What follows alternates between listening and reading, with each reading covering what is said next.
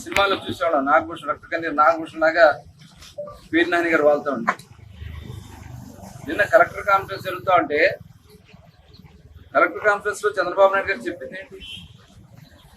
ఒక చక్కటి గవర్నెన్స్ అందించాలా, అటు అడ్మినిస్ట్రేషన్ సక్రమంగా నడవాలా, మేము ప్రజలకి పొలిటికల్ గవర్నెన్స్ ఇవ్వాలా.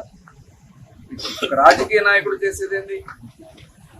ఒక ప్రజాప్రతినిధి ప్రజలకు తగిన విధంగా వాళ్ళు ఇచ్చినటువంటి సమస్యలను పరిష్కారం చేయడం కోసం చట్టాలు చేసే దాంట్లో, ఆ చట్టాలను సక్రమంగా అమలు చేసే దాంట్లో అధికారులకి కలిసి సమన్వయంతో ముందుకెళ్లాలని చంద్రబాబు నాయుడు గారు నేను చెప్తే, దానికోసం ఒక వాట్సాప్ గ్రూపులు క్రియేట్ చేసుకోండి.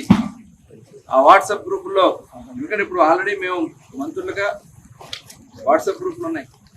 ముఖ్యమంత్రి గారు జరిగిన విషయాలన్నీ కూడా ఎప్పటికప్పుడు గ్రూపులు మేము పెట్టుకుంటాం. దాని మీద ముఖ్యమంత్రి గారు వెంటనే స్పందిస్తూ ఉంటారు.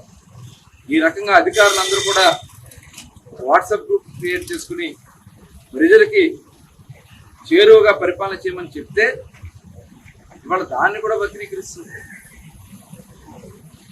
అసలు వీళ్ళకి ఆలోచన లేవు. వీళ్ళకి ఎంతసేపు అంటే వక్రబుద్ధి. వాళ్ళకిలాగా వాట్సాప్ గ్రూపుల్ని ఏ రకంగా వాళ్ళు వాడుకుంటారో గత ప్రభుత్వంలో చూసాం కదా. ఆయన ఒక ఎంపీ గారు ఏ రకంగా దాన్ని వాడారో చూసాం. ఈ రకంగా వాటి కోసం అనుకుంటున్నారు. ముఖ్యమంత్రి గారు చెప్పింది వాళ్ళ పెద్ద పెద్ద సంస్థలే వాళ్ళకు ఉన్నటువంటి మొత్తం ఎంప్లాయీస్ని ఆ గ్రూపులో పెట్టుకుని అందరూ కూడా అప్రమత్తం చేసుకుంటూ ముందుకెళ్ళారు. రేపు గవర్నెన్స్ ప్రజలకు ఇచ్చే విషయంలో కూడా గ్రూప్స్ క్రియేట్ చేసుకోమని చెప్పిన దానికి తప్పుదారి పట్టిస్తాం. ఎస్, మేము పొలిటికల్ గవర్నెన్స్ ఇవ్వబోతాం.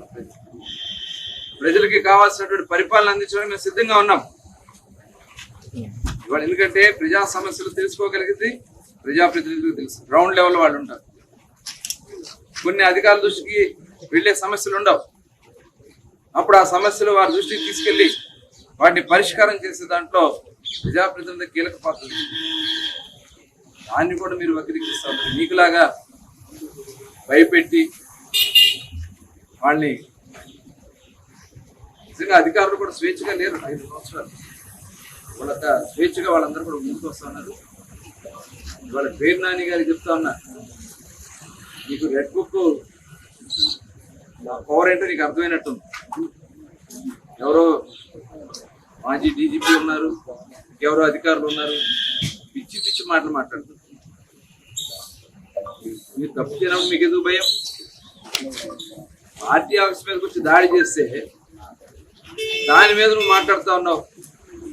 వంశీ గారంట ఆత్మరక్షణ కోసం చేశారు, ప్రాణ రక్షణ కోసం. ఇవాళ వీళ్ళందరినీ దాచి నువ్వేనా? కొడాలి నాని, వంశీ పారిపోయారు. నువ్వేమో బందర్లో ఉన్నానంటే నీకు గదగద వణికిపోతా ఉన్నావు. ఇక్కడికి వచ్చి ఒక ప్రెస్ మీట్ పెడితే అక్కడక్కడ చీకట్లో తిరిగి వెళ్ళిపోవాలని చూస్తా ఉన్నావు. ఈ పాపాలన్నీ కూడా పండుతున్నాయి. ఆల్రెడీ దానికి జరగాల్సినటువంటి కార్యక్రమాలు జరుగుతాయి. నీ అక్రమాస్తులు, నీ అక్రమ దోపిడీ, నీ కొడుకుని పెట్టి నువ్వు చేసినటువంటి గంజాయి దందాలు మొత్తం కూడా నడుస్తూ ఉన్నాయి. అన్నీ ఒకటొకటి బయటకు వస్తాయి. ఇవాళ నువ్వేదో వచ్చి పేపర్ ముందు మాట్లాడుతున్నావు, మీడియా ముందు మాట్లాడుతున్నావు, జరిగిపోయిందిలే అనుకుంటా ఉన్నావు. మొత్తం ప్రతిదానికి కూడా మూల్యం చెల్లించుకుంటారు. దాంట్లో అనుమానం లేదు. ఇవాళ ఎవరు ముఖ్యమంత్రి గారు నిజంగా మీరు చేసినటువంటి పాపాలు చూస్తే అక్రమంగా మా అందరి మీద కేసులు కట్టించారు. మీరందరూ ప్రజలందరూ గమనించారు కాబట్టి మిమ్మల్ని చిత్తుగా ఓడగొట్టారు. వాళ్ళ మచిలీపట్నంలో పేరు నాని గారిని 50,000 ఓట్ల పైన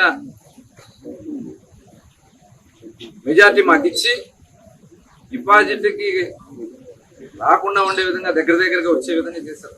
గుర్తుపెట్టుకోండి. కౌంటింగ్ జరుగుతుంటేనే పారిపోయారు. మీరు వాళ్ళు చేసిన పాపాలు అలా తెలుసు. వాటి వల్ల ప్రజల నుంచి ఎవరు రెడ్ బుక్ అవసరంలా.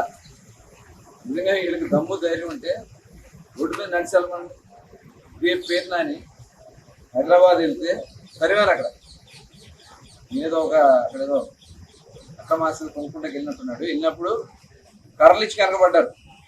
భయపడిపోయి కాపు మీద పారిపోయి పరిగెత్తుకుని వచ్చారు. ఇప్పుడు అదే పరిస్థితి. ఎక్కడికి వెళ్ళినా ప్రజలు తిరగబడి కొట్టడానికి సిద్ధంగా ఉన్నారు. ఈ ప్రవర్తనలో మార్పు రాకపోతే ఆంధ్ర రాష్ట్రం కూడా మీరు అడుగు పెట్టారు. ఈ రాష్ట్రాన్ని అస్తవ్యస్తం చేసి దోచుకున్నటువంటి వ్యక్తి జగన్మోహన్. ఇవాళ ఈ రాష్ట్రంలో జరుగుతున్నటువంటి అభివృద్ధి సంక్షేమ కార్యక్రమాలు చూసి తట్టుకోలేకపోతాం. ఒక పక్క చూస్తేనేమో వైఎస్ఆర్ పార్టీ నాయకులకి ఒక్కొక్కరికి రెడ్ బుక్ అంటే గంత ఉనిగిపోతా ఉన్నారు. నిద్రలో కూడా కలవరిస్తున్నట్టున్నారు వీళ్ళు రెడ్ బుక్ అని. మీరు చేసిన పాపాలకి ఏ రెడ్ బుక్ అవసరంలా, మొత్తం కూడా రికార్డ్ అయి ఉన్నాయి. పోలీస్ అధికారుల దగ్గర మొత్తం ఉన్నాయి. మీరు ఎక్కడ దాక్కున్నా ఎత్తుకు రావడానికి సిద్ధంగా ఉన్నారు. ఇవాళ రాష్ట్రాన్ని సక్రమైన మార్గంలో నడిపించాలని చంద్రబాబు నాయుడు గారు ఆలోచన చేస్తూ చట్ట ప్రకారం తీసుకొచ్చినటువంటి కార్యక్రమాలు చేస్తూ ఇవాళ అధికారులందరూ కూడా అప్రమత్తం చేస్తూ ఇవాళ ప్రజలకు ఇచ్చినటువంటి హామీలు నిలబెట్టుకుంటూ నడుస్తుంది ఇవాళ ఈ కూటమి ప్రభుత్వం. ఇవాళ జగన్మోహన్ రెడ్డి మాట్లాడుతా ఉన్నాడు సెక్యూరిటీ గురించి. ఇవాళ సెక్యూరిటీ కావాలని చెప్పి